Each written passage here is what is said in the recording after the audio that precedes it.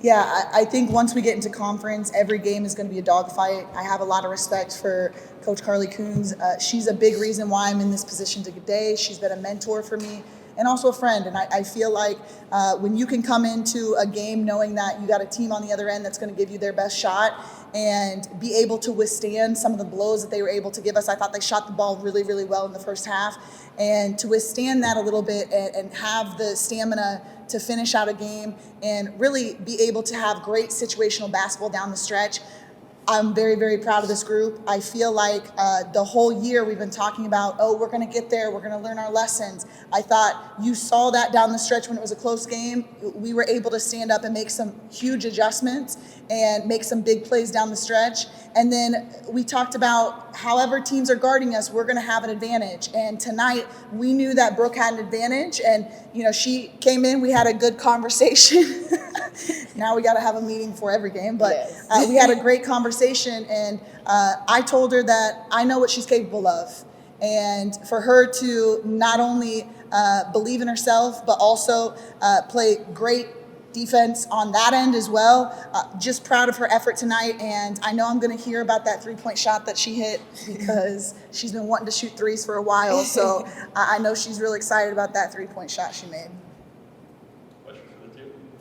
D, when she hit that three, I saw you turn around and kind of look towards the crowd. Were you smiling in that moment? So you turned back around and you were going back into coaching mode, but it seemed like in that moment you turned around and I felt like I saw a little smile go across your face. Well, the thing is that she knows this, but when she shot that three, that probably wasn't our best option.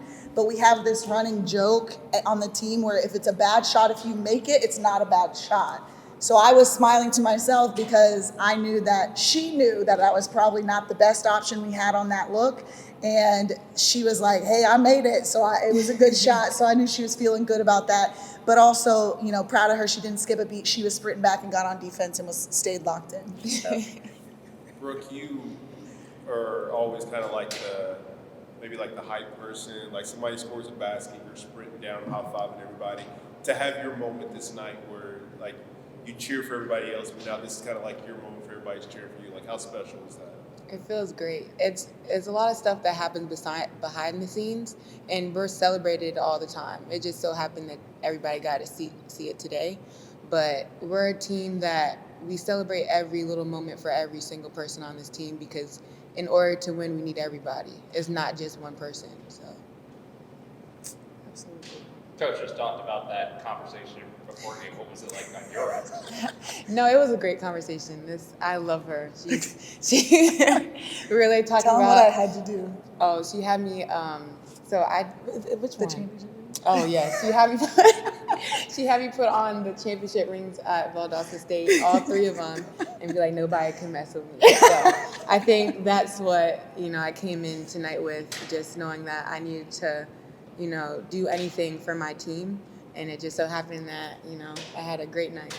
But it was really everybody tonight, so. I think a lot of times players, there's a natural ebb and a flow. There's a natural, you have some good games, you have some not so good games. And Brooke had let me know she feels like she's a little bit down and she felt like she was a little bit in a rut. And the biggest thing that I communicated to her before the game is I know what she's capable of, and I believe in her, and I want her to stay aggressive. And the only thing that she needed to do was believe in herself. And I think you saw that early in the game. She was aggressive early in the game and was doing a lot of stuff. But I think sometimes when we have a game like this, we're looking at, she scored 26 points. We also did a 5-way switch defense where she had to guard their best players and lock up Kennedy Langham, which was fantastic downhill. So not only was she doing it on the offensive end, but she's guarding, 5-5 quick guards going downhill, great defense, great containment, getting the stops, getting the rebounds. So all the things that we're asking her to do, and just for her to be able to rise to that moment and have a game like this, she's more than deserving, and I couldn't be more proud of her.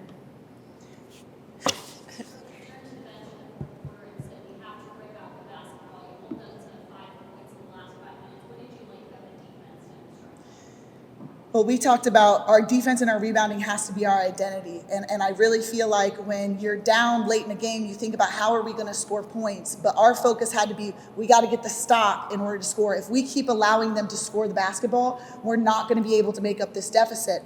And one of the things I'm really proud of is that this is the second game in a row where we have almost doubled our opponent in the fourth quarter. So we outscored them 22-10. And they might not like this comment, but we worked very hard on our conditioning. And so when we get in games like that, when it's a dogfight, when it takes a lot of will and a lot of grit, I know that our group is going to rise to that occasion. So for us to outscore them and really put on impressive fourth quarter defensively and offensively, I'm really proud of this group. Anything else for Coach Brooke? D, for you, obviously going up against the person that you replaced at Valdosta State, I mean, the last two coaches are playing coaching in Samford and UTC. What does it say about that job and obviously what it was like to go up against Carly? Something that was really special to me tonight was that my old boss, the old athletic director at Valdosta State, Herb Reinhardt, was there in the crowd. He was there to support both Carly and myself. And I think that the program at Valdosta State is known nationally. That's Titletown, USA. But it's also about the character of people, and Herb Reinhardt is a legend as far as an athletic director. I think it was 8 or 9 national championships that he won while he was there. And I think that he really embodied what it meant to be a good leader. And for me, that's something that I always try and channel. And he's a little bit more soft-spoken than I am, so sometimes I try and be the more composed leader that he was. But I know that I'm here today because of my experience at Valdosta State and because of Herb Reinhardt, and then also for Carly. Carly was a huge mentor for me, and she made sure that the program stayed running, and always going to be proud to be a Blazer. Brooke, you guys spent the majority of the second and third quarters long going back into this game, especially, in those final few moments. How much did you feel the weight of putting this game on your shoulders? I don't really feel like I felt that weight. I think it was shared, because the whole time I was like, I can't do it by myself. I need the 4 other teammates I have on the floor in order to get a stop as a team. Like, we drill, shell, and practice every time. In order for us to get the point, we all have to get the stop. So it was a shared responsibility. So I didn't really feel it on my shoulders as much as I, As you carried it on your yeah. But it was really a team effort. Like, I love her. She does a lot for us. G does a lot. Carson, Ava, the list can go on. It's a whole team effort. So.